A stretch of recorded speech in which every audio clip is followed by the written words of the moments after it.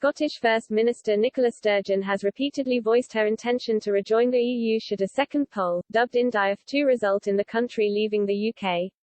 Now Angus Robertson, the SNP's External Affairs and Culture Secretary, has been accused of using the UK's supply chain crisis as proof Scotland would thrive outside of the Union.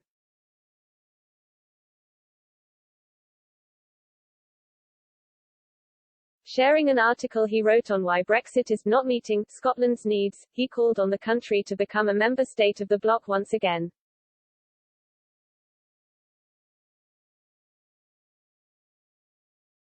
He tweeted, "Any lingering doubts about the damage caused by Brexit have evaporated in recent days.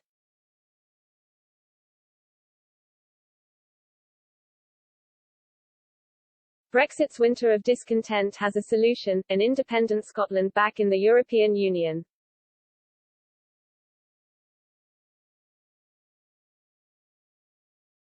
His comments were instantly slammed by commentator and Lib Dem John Ferry, who pointed to Scotland's likely dubious financial situation should it leave the UK.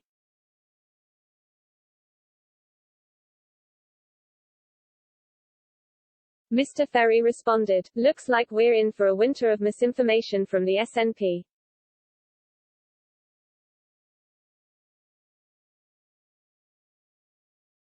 A secessionist Scotland under SNP plans would not meet the EU's entry criteria."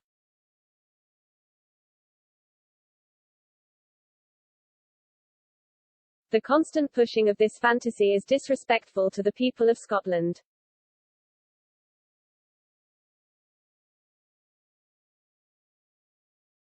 In April, the Financial Times estimated that Scotland's deficit would be almost 10% of GDP, well above international norm.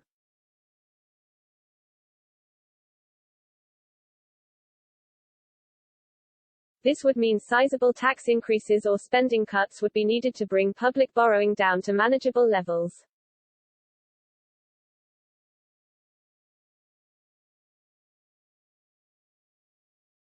And unlike during the 2014 referendum, the SNP cannot rely on North Sea oil revenues which have fallen considerably.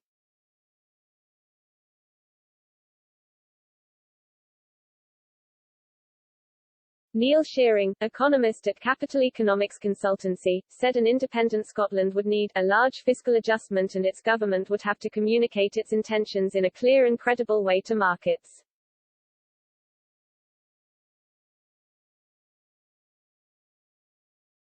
Mr. Robertson made no mention of this in his piece for the Edinburgh Evening News.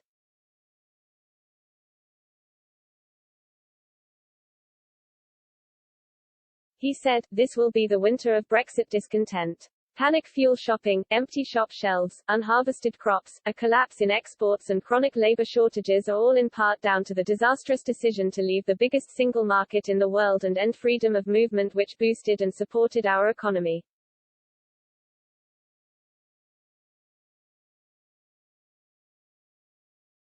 It's bad enough having to listen to Tory politicians deny the impact of Brexit, but Labour has said it won't reverse the damage."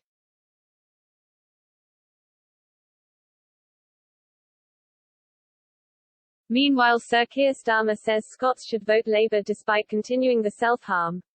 "No thanks."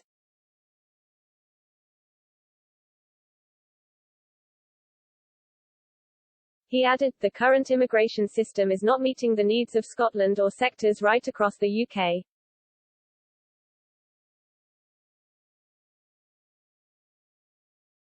As a start, we need a 24-month temporary workers visa and then Scotland back in the European Union as a member state."